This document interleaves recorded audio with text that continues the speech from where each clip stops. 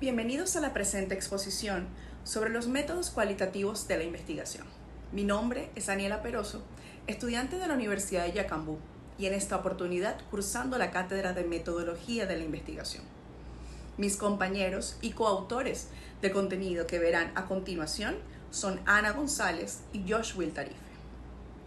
Cuando hablamos de métodos cualitativos de investigación, nos referimos a enfoques que buscan comprender la realidad social desde la perspectiva de las personas que la viven. A diferencia de los métodos cuantitativos que se centran en medir y cuantificar fenómenos, los métodos cualitativos exploran significados, experiencias, discursos, narrativas y contextos. Nos permite captar la complejidad de los fenómenos humanos, dando voz a quienes rara vez son escuchados. En esta presentación exploraremos un abanico diverso de métodos cualitativos, cada uno con una mirada particular sobre cómo conocer la realidad. ¿Qué es el método fenomenológico? Este método busca comprender cómo los individuos experimentan un fenómeno desde su propia perspectiva. No se trata de explicar o predecir, sino de describir la esencia de la experiencia, tal como es vivida por los sujetos. Se centra en el cómo se vive algo más que en el por qué ocurre. Edmund Husserl, fundador de la fenomenología, propuso la epogé o suspensión del juicio para acceder a la esencia pura de la experiencia. Su enfoque es más filosófico y trascendental, mientras que Martin Heidegger, discípulo de Husserl, introdujo una visión más existencial. Para él, comprender la experiencia humana implica considerar el ser en el mundo. El método feminista en la investigación cualitativa no es solo una técnica, sino una postura epistemológica y política que cuestiona las formas tradicionales de producir conocimiento. Su objetivo es visibilizar las experiencias de las mujeres y otros grupos históricamente marginados, desafiando las jerarquías de poder en la investigación y promoviendo una ciencia más inclusiva, situada y ética. El método feminista cuestiona la neutralidad del conocimiento, reconoce que todo saber está situado, es decir, influido por la posición social, el género, la raza, la clase, entre otros. Valora la experiencia vivida como fuente legítima de conocimiento, promueve relaciones horizontales entre investigador y participantes, basadas en el respeto, la reciprocidad y la ética del cuidado. Busca transformar la realidad, no solo comprenderla, integrando una dimensión política emancipadora. El método feminista como enfoque de investigación no fue fundado por una sola persona, sino que emergió a lo largo del siglo XX como resultado del pensamiento y activismo de múltiples autoras feministas, que cuestionaron las bases epistemológicas tradicionales. Sin embargo, muchas fuentes reconocen a Mary Wollstonecraft como una figura fundacional, es decir, que originó el pensamiento feminista moderno. Su obra, Vindicación de los Derechos de la Mujer, de 1792, sentó las bases para la crítica a la exclusión de las mujeres del conocimiento y la vida pública. Ya en el ámbito metodológico y epistemológico destaca Sandra Harding, quien en los años 1980 desarrolló el concepto de epistemología del punto de vista feminista, proponiendo que las experiencias de las mujeres ofrecen una perspectiva privilegiada para comprender las estructuras de poder. La narrativa testimonial como metodología cualitativa parte del reconocimiento de que la experiencia vivida de una persona es única, irrepetible y cargada de significado. Este enfoque se nutre de la fenomenología porque, como afirma Husserl, el conocimiento comienza en el mundo vivido. Ese universo de sentido que se forma en la conciencia del sujeto a través de su experiencia inmediata, no mediada por teorías ni estadísticas. Así, el testimonio se convierte en una forma de conocer el mundo desde adentro, donde el sujeto no es un objeto de estudio, sino un interlocutor que comparte su vida, su voz, su dolor y su resistencia. En este sentido, La fenomenología aporta la base epistemológica, la importancia de comprender la experiencia tal y como se vive. La narrativa testimonial aporta la estrategia metodológica, el relato en primera persona como vía de acceso a esa experiencia. Ambas se entrelazan en una propuesta ética situada y profundamente humana, donde investigar es también escuchar, sentir y transformar. ¿En qué consiste la narrativa testimonial? Es una forma de reconstrucción de la memoria autobiográfica, donde el testimonio se convierte en un acto político y epistémico. Se utiliza para dar voz a sujetos históricamente silenciados, como víctimas de violencia, migrantes, mujeres, pueblos originarios, entre otros. El testimonio no es solo un dato, sino una forma de verdad situada que interpela al lector y al investigador. Se construye en un diálogo entre quien narra y quien escucha, y muchas veces implica una coautoría entre participante e investigador. Entre los autores destacados que aportan a esta metodología destacan Rigoberta Menchú y Elizabeth Burgos.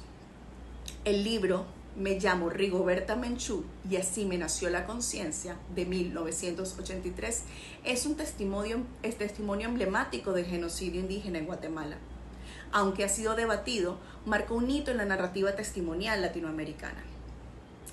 Y Basilachis de Gialdino, investigadora argentina que sistematizó el uso de la narrativa testimonial como una estrategia metodológica en las ciencias sociales, destacando su valor para construir conocimiento situado y ético. El método grupos focales es una técnica cualitativa ampliamente utilizada para explorar percepciones, creencias, actitudes y experiencias compartidas por un grupo de personas en torno a un tema específico. Se basa en la interacción grupal como fuente de producción de sentido. ¿En qué consiste? Reúne un grupo pequeño, entre 6 y 12 personas, con características comunes relevantes para el estudio. Un moderador guía la conversación con preguntas abiertas, fomentando la participación y el diálogo entre los miembros, o aplica diversos instrumentos de recolección de información.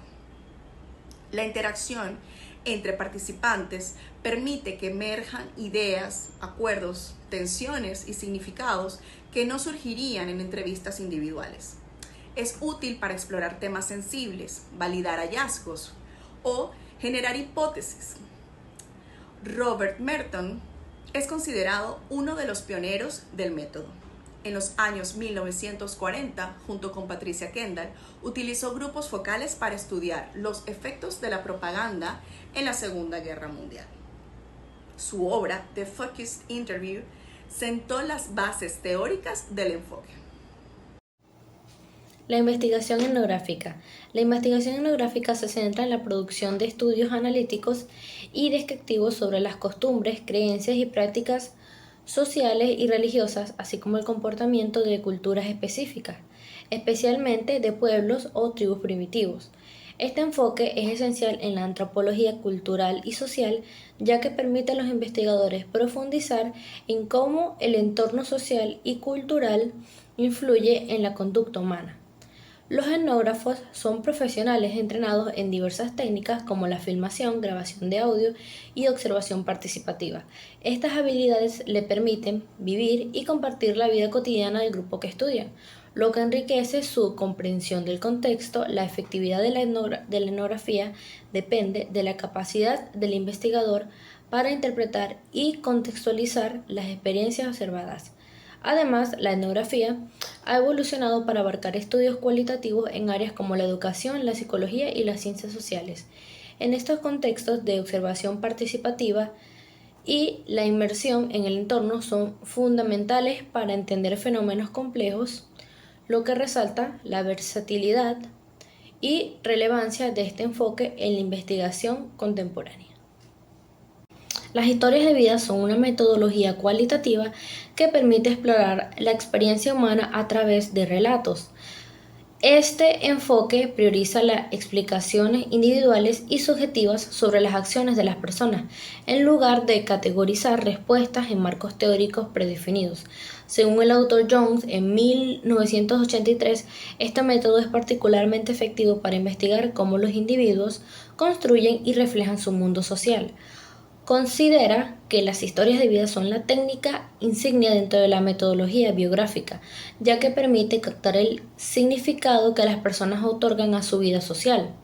Este enfoque ha sido utilizado en una amplia gama de investigaciones tanto a nivel nacional como internacional y se destaca por su capacidad para profundizar en la comprensión de los procesos y significados que las personas atribuyen a sus experiencias. Investigación endógena. La investigación endógena se basa en la idea de que los miembros de un grupo son los más capacitados para estudiar sus propios problemas. Este enfoque implica que los investigadores pertenecen al grupo que investigan, lo que les permite tener una comprensión más profunda de su contexto y realidades. La investigación endógena es esencial para el desarrollo de estudios sobre grupos que tienen dificultades de comprender desde la perspectiva externa, como comunidades marginadas o grupos en situaciones de vulnerabilidad. Este tipo de investigación permite que los miembros del grupo elijan el enfoque, los métodos y los objetivos de la investigación, lo que facilita la generación de conocimiento desde dentro. A medida que los investigadores se sumergen en la cultura del grupo, pueden identificar patrones de comportamiento y estructura de pensamiento que son fundamentales para comprender su lógica interna y su organización social. Investigación-acción. La investigación-acción es una metodología que se centra en el estudio de problemas sociales específicos que requieren soluciones prácticas. Es especialmente adecuada para investigaciones en áreas como la educación, la salud y la asistencia social. Este enfoque se caracteriza por su flexibilidad y su estructura cíclica, que permite realizar ajustes a medida que avanza el estudio. El proceso de investigación-acción incluye varias etapas: la detección y diagnóstico del problema, la elaboración de un plan para solucionarlo, la implementación del plan y la evaluación de los resultados.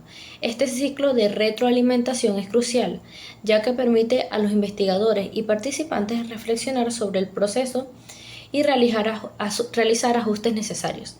Según Creswell, la investigación-acción combina métodos cuantitativos y cualitativos en la solución de problemas prácticos y en la mejora de la solución de los grupos involucrados. Investigación-acción en el aula. En el contexto educativo, la investigación-acción se convierte en una herramienta poderosa para los docentes que investigan y mejoran su propia práctica pedagógica. Este enfoque es participativo y cíclico, involucrando a docentes y estudiantes, otros actores investigativos como coinvestigadores. La investigación-acción en el aula se centra en problemas reales y concretos, como el bajo rendimiento académico, falta de participación estudiantil. El proceso sigue una espiral de fases que incluye la identificación del problema, la planificación de acciones, la implementación, la observación y la evaluación, y la reflexión para ajustar futuras intervenciones. Este enfoque no solo mejora la práctica educativa, sino que también promueve la autonomía del docente. Hola, ¿qué tal? Soy yo, Jubil Tarifa. Hoy me corresponde compartir con ustedes el desarrollo del material 10, que sería métodos comprensivos y naturalistas. Esta exposición se basa en los aportes del autor Miguel Martínez Migueles, tomados de su obra Comportamiento Humano de 1989. Este material se nos presentan dos enfoques esenciales para el estudio cualitativo de la realidad humana: el método comprensivo de raíz fenomenológica y el método naturalista con una fuerte influencia etnográfica.